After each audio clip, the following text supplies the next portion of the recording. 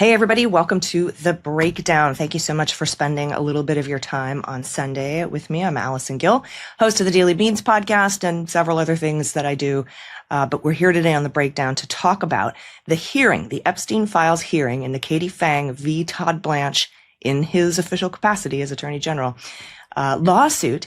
And, you know, as you can see here, I took copious amounts of notes while listening to this hearing as best I could. I was like, please forgive any typos. I'm typing like the wind. I'm clickety-clacking it out the best that I can.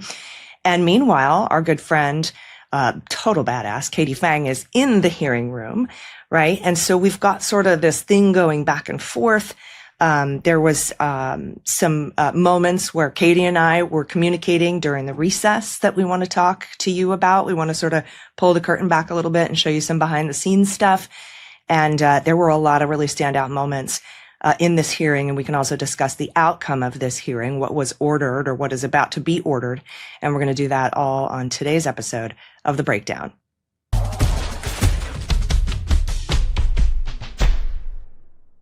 Hey, everybody. Like I said, welcome to The Breakdown. I'm Allison Gill. Joining me today is my very good friend, Katie Phang. Hi, Katie. How are you? Hey, Allison. It's good to be here, always. It's so good to see you. And I really appreciate you like every week, like coming back onto the show because so much is happening so fast. It's like a serialized thing. It's like the old days when you would tune into the radio and you're like, the next chapter next week. That's kind of how it goes. Stay tuned next week for the hearing. Dun. And we had the hearing you know, the judge went through several things and we're going to talk about that. I did want to mention, though, the 11th hour, the night before, I know you mentioned this on the weekend when you were on MS Now, and you mentioned it when you spoke to Jake Tapper. The night before, the day before, they entered an appearance. The Department of Justice entered with what's called entering an appearance for an attorney. They put a new attorney. I mean, he's not new to the Trump administration, but he's new to the case, and his name was Andrew Block. And you and I were texting about that, and I said to you, like, look at this. They're throwing the Andrew Block, the guy up at the last minute. And I said, I bet they're just sending in somebody who doesn't have any of the information. Now, you and I have seen enough of these more recent DOJ hearings in front of judges to know this happened in Abrego Garcia. It happened in multiple cases where the DOJ lawyer is like, I don't know the answer to that. I don't have that information. And the judge is like, you knew what I was going to ask you. It's all in the order. Why aren't you prepared today? Why aren't you prepared to talk about these things today? And sure enough, that happened. I mean, the first thing that happened before we get into that, Andrew Block brought a big binder with him and gave it to the judge. And the judge is like, my clerks and I'll rally around this binder later during a recess or whatever. But what was that binder about? So it actually wasn't even that big, which I think is very interesting. And so I'm glad you brought this up because obviously if you're not physically present and there's no televised courtroom proceedings, which is just frustrating beyond belief that they cannot just televise out of federal court, but that is the norm. There's no federal court proceedings that are televised. The binder was actually very skinny. And the binder was an indication that Blanche did not comply with the judge's order to appear in camera with the unredacted emails and documents internally at the DOJ that the judge had ordered him to bring. Because the judge had also said, bring with you the corroborating documents that support your assertion that these names and email addresses have been redacted because they are victims. So Block says, Your Honor may approach, and he gives this binder over, this folder. It was a folder, let me be clear. And the judge is thumbing through it very quickly, could not obviously digest it, said, I'm going to take a brief recess and go through it with my staff. And footnote, because I can give you guys some color from inside the courtroom, his staff were two female law clerks that were working with him. So federal judges have law clerks that are assigned to them that work with them. And there were two women that were sitting in the jury box that had walked in with him, that were working with him, et cetera. But he took it, he went through it, and ostensibly, Allison, what he was given was this proof by the Attorney General of the United States that the people whose names are redacted in specific identified emails have either identified themselves as victims or have had counsel identify themselves as victims. And as you and I went over in length on your show last week, this attorney review protocol that was generated on a very interesting timeline after the deadline of the Epstein Files Transparency Act production, Todd Blanche and the DOJ expanded the definition of victim. And Block in open court, as an officer of the court, told Judge Sullivan the only criteria that has gone into an evaluation by the DOJ if somebody says they are a victim pursuant to the Epstein Files is exactly what you and I have talked about and what I have just said. You can self-identify or you can have a lawyer identify you. Once that happens, it automatically triggers a redaction, come hell or high water, which, again, you and I have discussed is an incredibly, I think, sneaky way for the DOJ to avoid any investigations or prosecutions, because you would never investigate and prosecute a victim, would you? So it was interesting because I actually expected it to be voluminous, and it definitely wasn't. Yeah, and that's interesting because those are those documents you and I kept talking about in previous episodes. Where I said, I bet the document he presents in order to prove who's a victim is just his review protocol thing that says we decided who's a victim and they self-identified. And if they self-identified, there was no other consideration other than self-identification through them or a lawyer and their client. And so that's who we redacted. There was no other consideration beyond that. That's why it's so important that we get the training materials I'm asking for, the ones that came out before the first review by the FBI and redactions by the FBI. So the first item, as you said, that the judge raised, was the review protocol and the expanded definition of what a victim is. Now, DOJ said, again, they didn't weigh that documentation that they handed over, and so they didn't think it was pursuant to his court order. So DOJ, quote, took the self-determined victims at their word and made the redactions. That's what he actually said, Andrew Block. He actually said those words to the judge in open court. And then Sullivan asked about the FBI interview notes. He quickly moved on to the handwritten FBI interview notes. And so just so everyone's kind of aware, the FBI will interview a complainant, a victim, take handwritten notes, and then type up a 302. Based on those notes, right?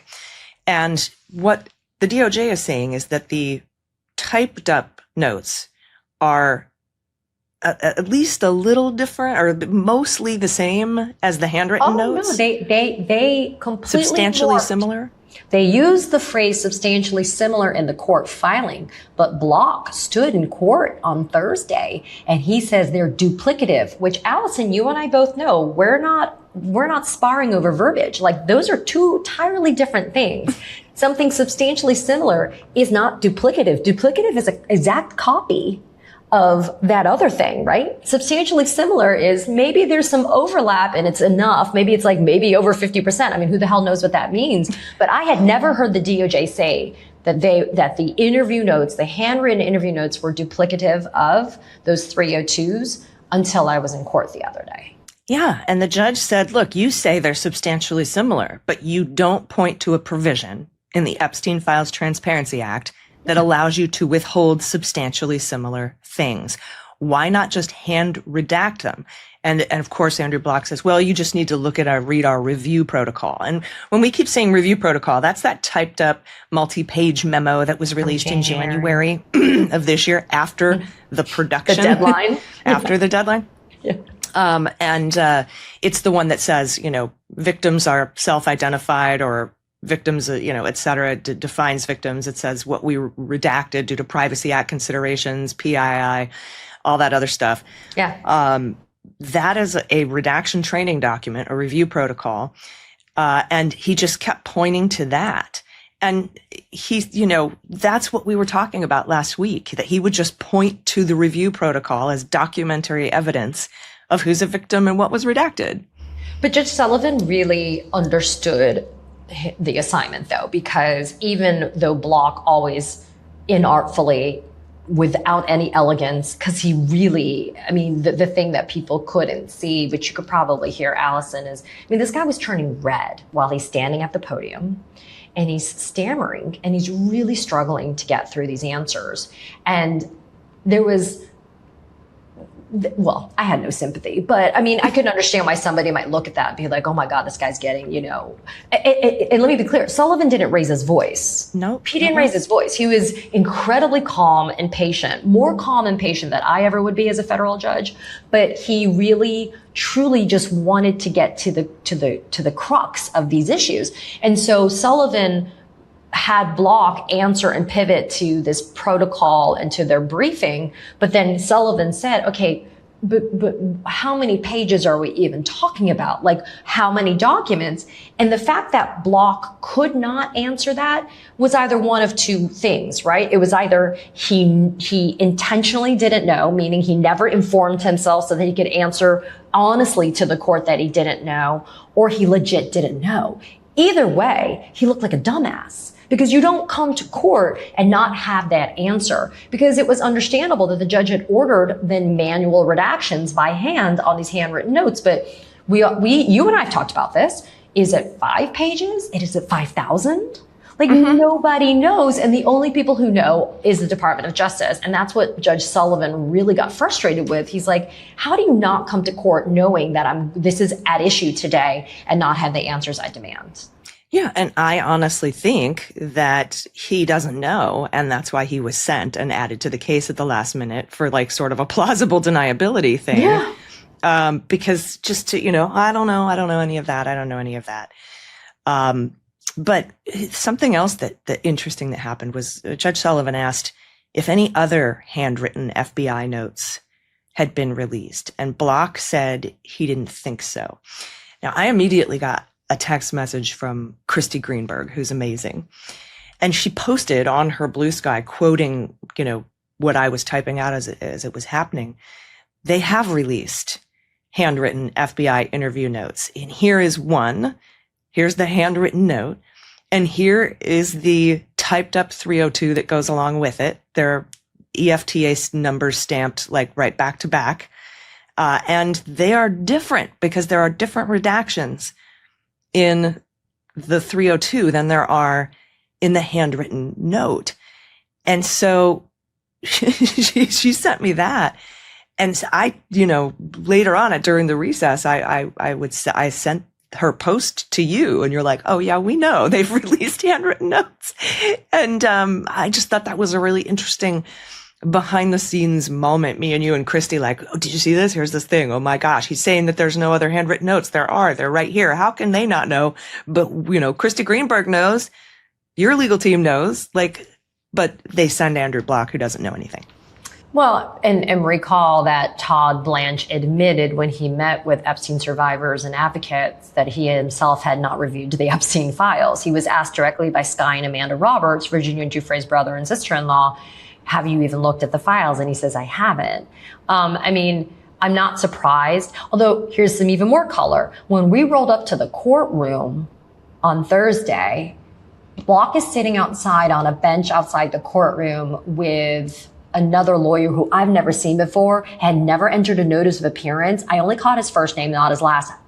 Honestly, Allison, I thought he was an intern. I'm like, this guy looks so young, whatever.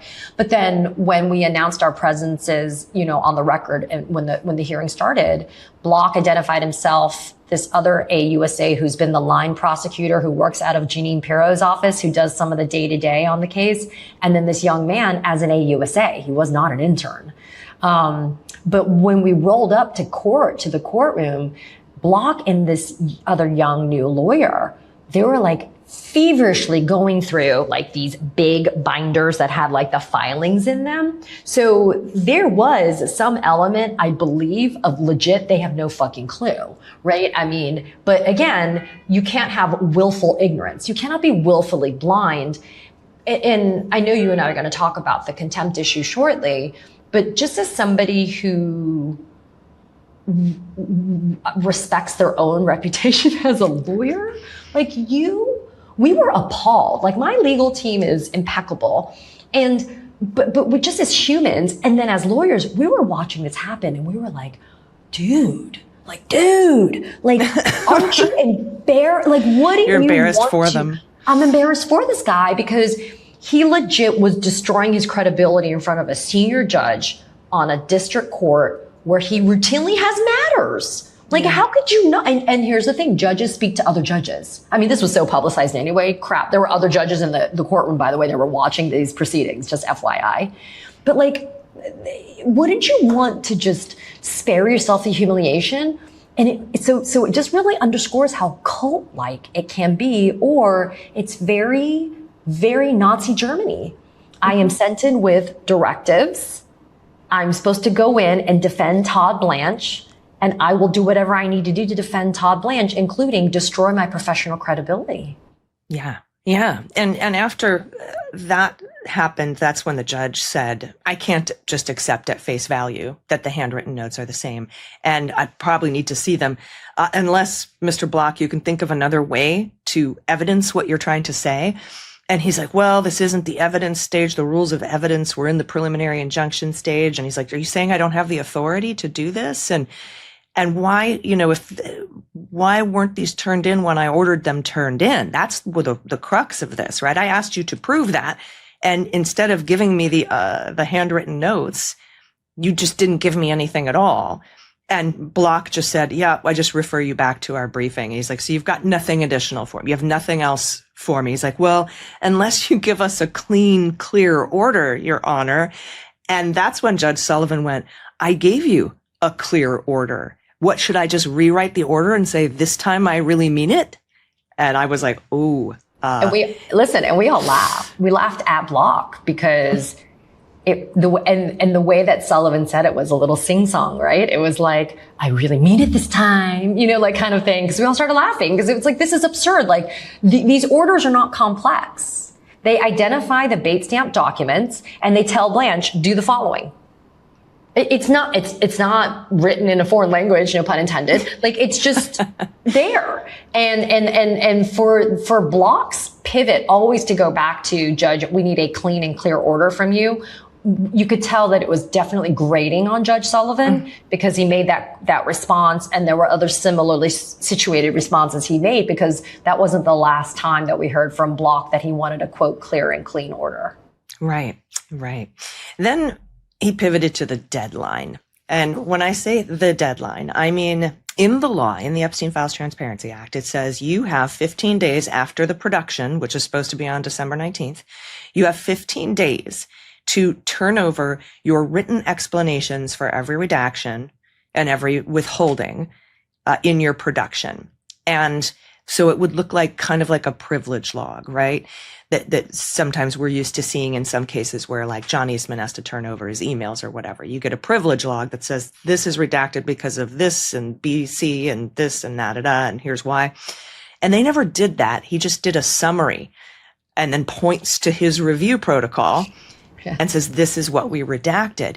And they went back and forth about this a lot. DOJ, Block whined about how hard it is to publish something on the Federal Register because the law requires that you publish the written explanations on the Federal Register. And he's like, I don't know if you know what's involved, like to the judge's face.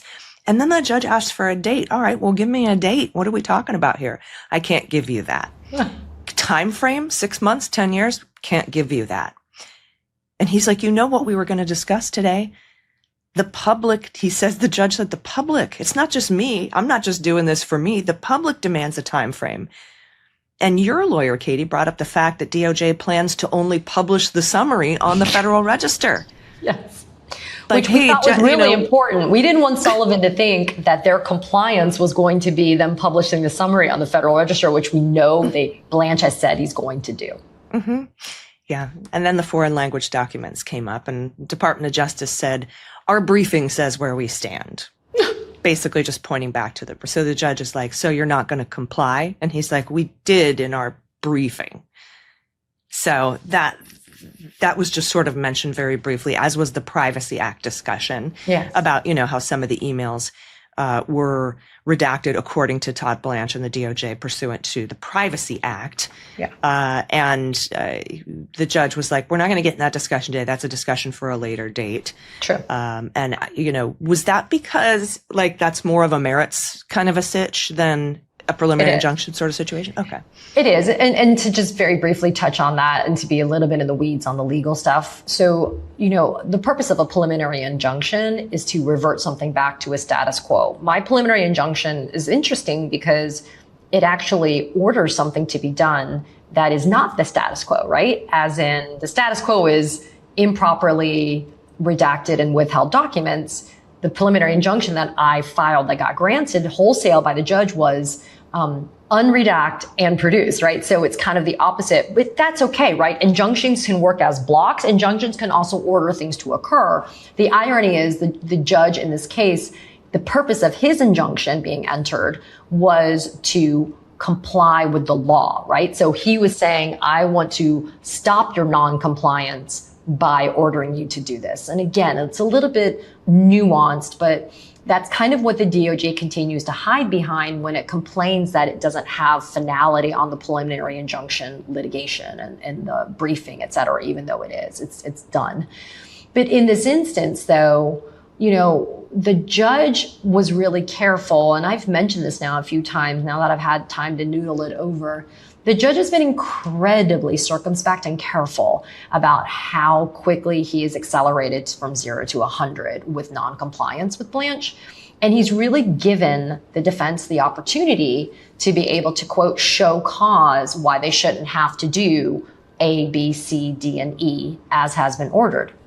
And so, for example, Blanche, I think, improperly claiming that the Privacy Act protects some of this stuff from being revealed, that ends up, to your question, being kind of a merits issue. Does that truly trump, pun intended, I guess, the Epstein Files Transparency Act or not? Because for all intents and purposes, it would look like Blanche has now complied with the show cause part of it and shown the judge the cause as to why he hasn't turned over this name or this email address.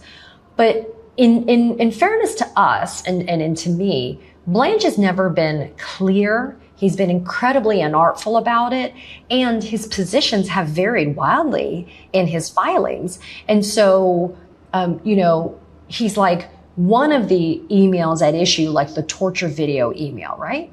He's like, the plaintiff could just Google it and find out who it is, but we're not going to do it because we're protecting the third party's privacy, which the Epstein Files Transparency Act on its face says you cannot spare somebody public humiliation, embarrassment, or shame simply because their name is in the Epstein Files.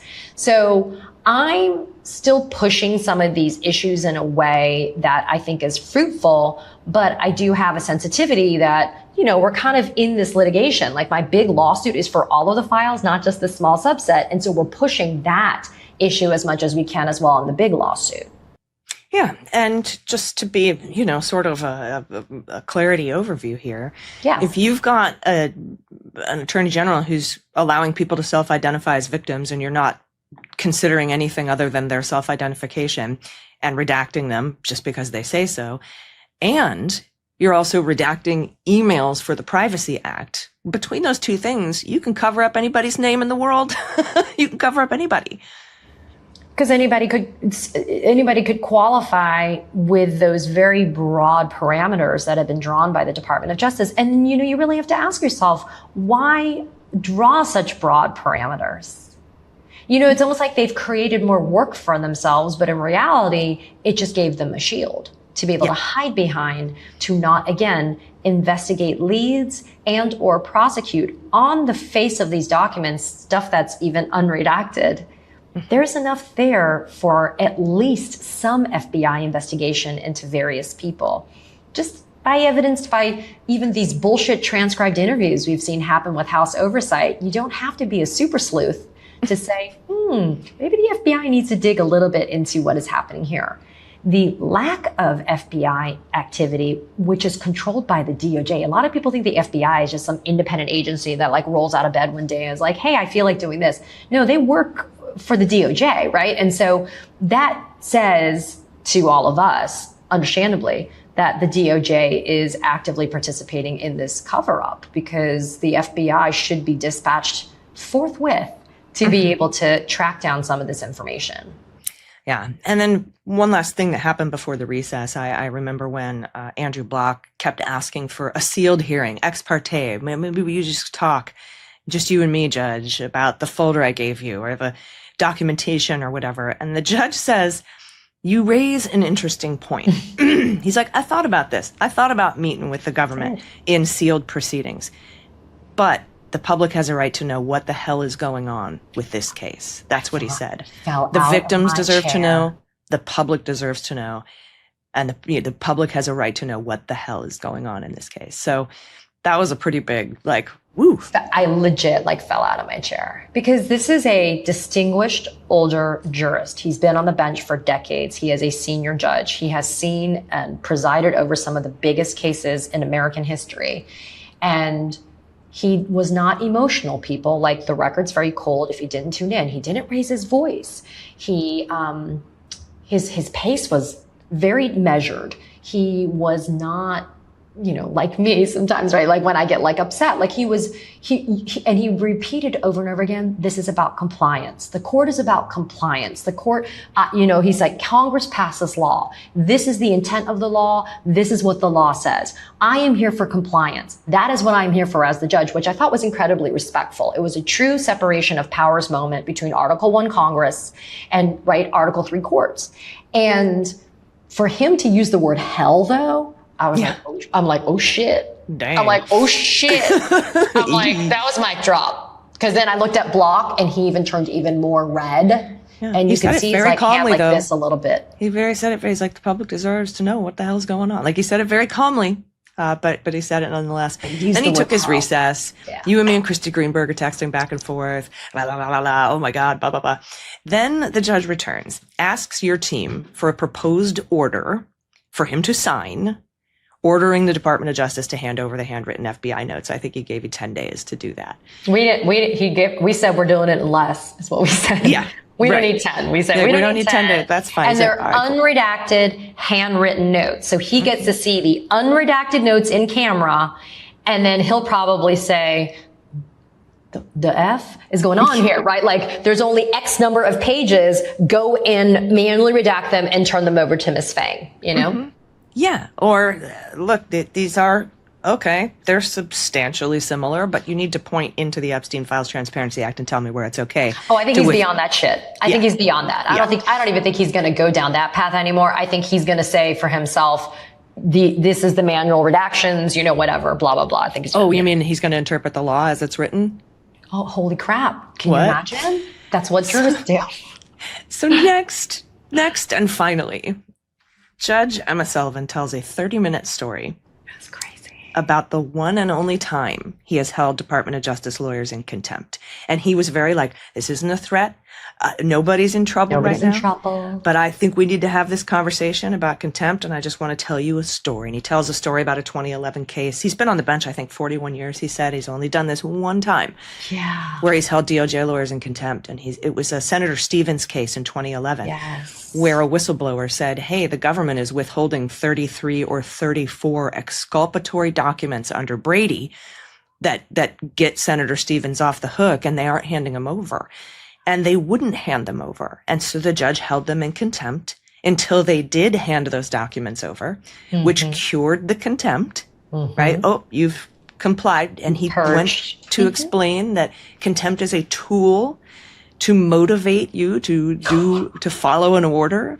No one's in contempt right now. But, I just thought I wanted to bring up the fact that I have done this once before. I do not want to. I loathe to do it. But I have done it, and I will do it because it's my job to administer justice. So it's not a threat. It is a promise, is what he said. And it took about 30 minutes to tell that story. I've said this the last maybe day or so, and I'm always very transparent with everybody, especially with all of you guys. I had no idea why this man started the story. He takes the bench, and I'm waiting for him to either follow up with stuff or to say, I'm here to announce a bench ruling, meaning from the bench, from where he sits, he's going to announce a ruling on it. Cause remember, this was supposed to be a status hearing. We all thought it was going to be 20 minutes, maybe, 2 hours later. I'm like, well, gosh, this ended up being much bigger than I thought. And listen, what's interesting too, Allison, we didn't, as in the plaintiff, me and my team, we didn't really say much, if at all, because the judge really drove the bus on Thursday. It really wasn't we were only there to chime in once in a while and to make sure that the judge understood kind of what our position was on stuff when he asked us. But when the judge started this anecdotal journey, I literally asked one of my lawyers, I'm like, what is going on? Because I didn't understand. And he started the anecdote, Allison, by saying, contempt has become an issue in this case. And I was like, yeah. And then he's like, because the plaintiff has raised it. I'm like, yeah. And then he's like, and I just want to make sure that, everybody understands that nobody's in trouble. And then he kept on saying, because contempt is very serious and, it should not be said lightly. He drove home is how serious it is, how it follows a lawyer around. If they ever try to do anything with their career, they'll have to answer about the contempt.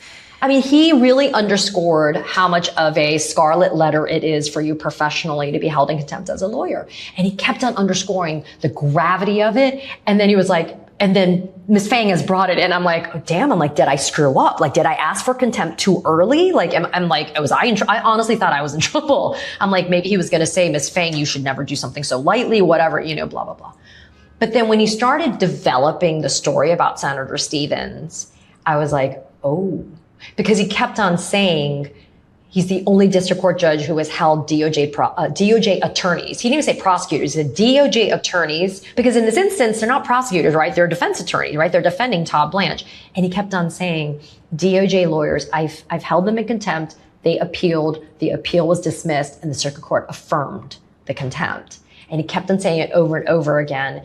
And I was like, okay. And before you knew it, 20 something minutes had passed. And he ended with what you said, which I thought was terrifying. Like if I'm a lawyer and I have a federal judge who's pretty much directing this towards my team and my side of the courtroom and saying that is not a threat, that is a promise, I'd be like, yeah, I'm done.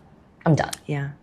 Yeah. And I also thought it was important for educating the public because, so many of us who don't go to these proceedings a lot, who don't follow the courts as closely as you do, think, oh, just hold them in contempt. Just contempt here. Do this. Hold them in contempt now. Contempt.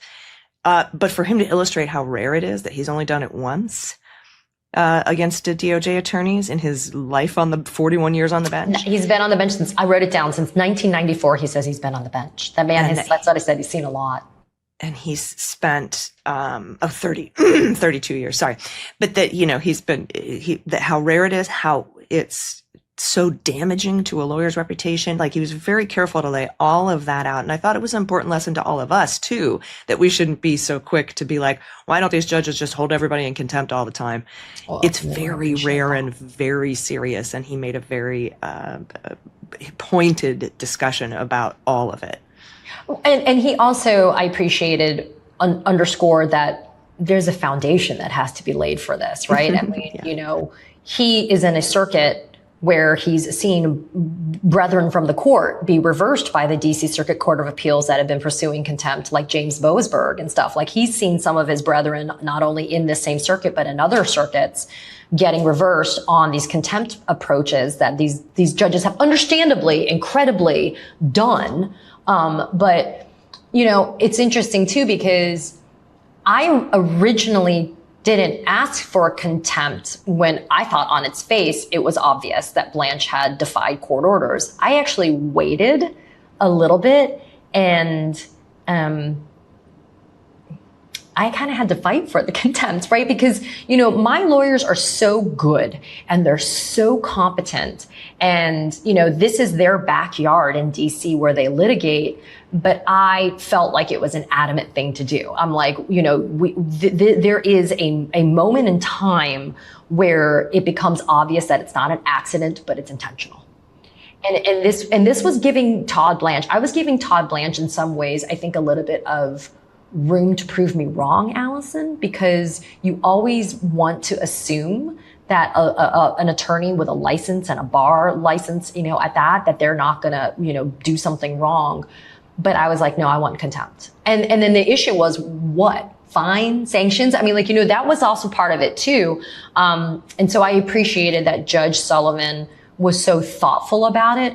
But the fact that he then ended the hearing on that note, I was like, oh yeah, this dude's ready. Yeah. Like his contempt tale, his tale of contempt from many, many years ago was about the government not handing over documents. Exactly. So simultaneously asking you to write him an order to sign, handing over the handwritten notes, and then saying, by the way, in 2011, the DOJ, didn't hand over documents. We're like, oh, that's not a coincidence that he just told that story. So anyway, I thought it was a very interesting hearing. It went, like you said, a lot longer than most people had anticipated. But that 30-minute story at the end really hit home. And then he, sort of gavelled everything out. And the ball's in your court to write up that order for him to sign. And a proposed order, right? This happens all the time in court, right? If the judge is like, you want something, ask for it, and then write up a proposed order for me to sign, right? Well, notice, Allison, he didn't ask the DOJ to write it, though. No. And it was our preliminary injunction, but so far the judge has been driving the bus in terms of compliance. It really hasn't been us. We filed opposition briefs and we filed, documents saying how they haven't been complying, but for him to ask us to do it, I thought was also that was a green flag for us that he didn't ask the DOJ to try to draft something too. Yeah. Well, looking forward to your draft order, and I'm looking forward to him signing it, and we'll see what kind of time frame he gives and what is actually handed over. Because I don't think they're going to get any kind of ex parte meeting. It didn't sound like the judge was too keen on that. And he seems to want to move this along expeditiously. So we're going to keep an eye on that. And I really appreciate you coming in and going over the play-by-play of this hearing. And thank you so much. I appreciate you covering it for everybody else because the dial-in didn't work. But I appreciate everybody's interest. That's part of the reason why the dial-in didn't work is because everybody was dialing in. Too many people. But thanks for all this work you're doing. And again, hats off to your legal team. Absolutely incredible work by your legal team. So we'll keep an eye on all this. And I appreciate you joining us today here on The Breakdown. And I hope we see you soon. Thanks. Everybody make sure you go to Katie Fang's channel. She gives these amazing, the sidebar is like my favorite. These incredible updates. That you just have to watch if you aren't already following and subscribing. That's great. Yeah, I'd love the support. Yeah, Katie Fang News too. over at YouTube would be great. Thanks. Amazing. Everybody, thanks so much. We'll see you next time on The Breakdown.